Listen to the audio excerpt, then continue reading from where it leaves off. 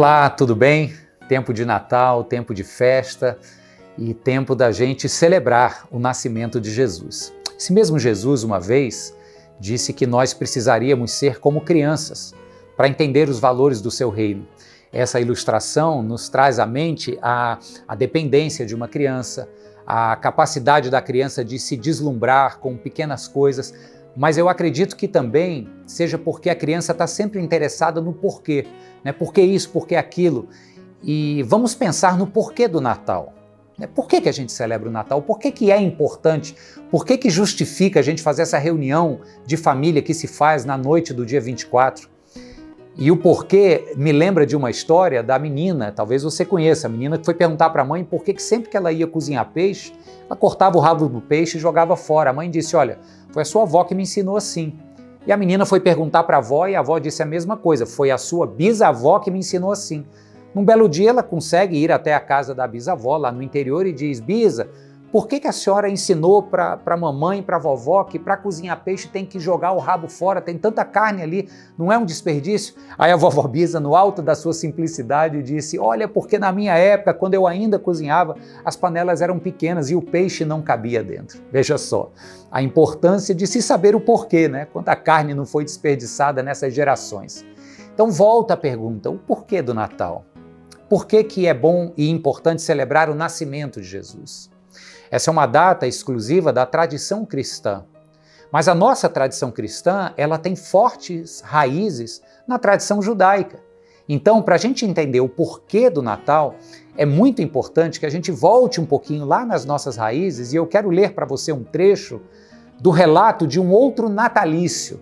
Não o natalício de Jesus, mas o natalício de Moisés, grande líder do povo judeu, e no capítulo 2 do livro do Êxodo diz assim, presta atenção nessa leitura, diz que um homem da tribo de Levi casou-se com uma mulher da mesma tribo e ela engravidou.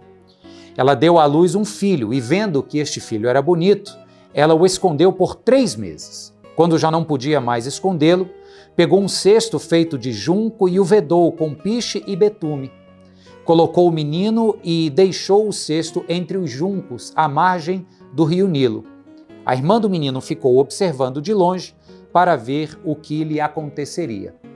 O problema aqui é que o faraó estava preocupado com o crescimento dos hebreus, eles se procriavam de maneira muito rápida e ele viu naquilo uma ameaça e mandou então, fez um decreto para que todo menino dentre os judeus, ou seja, da raça dos hebreus, fosse morto. Por isso a mãe teve todo esse cuidado de esconder o menino por 3 meses. Para quem conhece um pouquinho dessa história, vai lembrar que a mão da providência divina, né, essa providência com P maiúsculo, faz com que esse menino, depois que o cesto parou ali entre os juncos do rio Nilo, ele foi adotado pela filha do faraó. Depois que esse menino, então, que ganhou o nome de Moisés, cresce, ele, em um momento da sua vida, entende que a sua missão, o seu propósito, era ser o libertador do povo que era escravo no Egito, tirar aquele povo do Egito e levar a uma terra que Deus havia dito que seria uma terra de abundância. Uma terra, diz o texto bíblico, onde manaria leite e mel. São imagens para esta fartura e abundância. Pois bem, muitas coisas acontecem, as 10 pragas do Egito, e o Moisés de fato tira o povo de lá. Atravessa a pés enxutos as águas do Mar Vermelho, você conhece essa história, chega no deserto do Sinai e por ali peregrina por 40 anos, até que chega diante da terra prometida e o seu sucessor, Josué, leva a geração seguinte para então o cumprimento dessa promessa. Jesus Cristo, de certa forma, com esta história do judaísmo em mente, Jesus Cristo se identifica com esse Moisés. Veja só, quando Jesus Cristo nasce, também havia um decreto real. O rei Herodes estava preocupado com uma profecia de que haveria de nascer um rei dentre os judeus, manda matar todos os meninos judeus. Por isso, Jesus Cristo, Maria e José vão se refugiar no Egito até que o rei Herodes morra. E assim acontece. Existem algumas semelhanças. Moisés, que atravessa o mar, sai das águas e vai para o deserto. Acontece com Jesus, quando é batizado no Rio Jordão, sai das águas do Rio Jordão e vai para o deserto também ser tentado. Esse Jesus, de muitas outras maneiras, se parece com este Moisés, especialmente e sobretudo na missão. de tirar um povo que era cativo e levá-lo a um lugar de liberdade.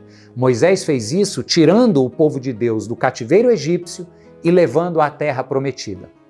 Jesus faz isso, tirando a mim e a você, povo de Deus, do cativeiro do pecado, guiando, segurando nas nossas mãos, através desse deserto que chamamos hoje, que chamamos de vida cotidiana, e nos prometendo o destino de uma vida plena e abundante, uma terra prometida. Não ali e além, depois que morrermos, mas aqui e agora. A vida eterna ao lado de Jesus já começou. Esta é a resposta do porquê da criança curiosa. Por que a gente celebra o Natal com tanta reverência e tanta importância?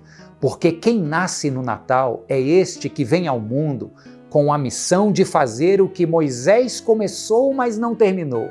A missão de ser o verdadeiro e definitivo libertador.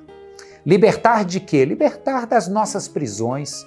O pecado nos insere em prisões que muitas vezes não nos damos nem conta.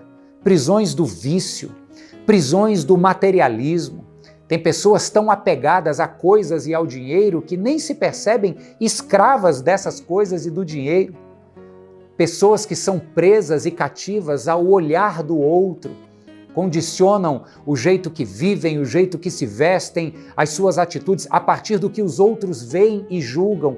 Existem muitas prisões, queridos, que se quisermos viver a vida plena e abundante que Jesus nos prometeu ter, nós precisaremos aceitar o convite dele para ser o nosso libertador.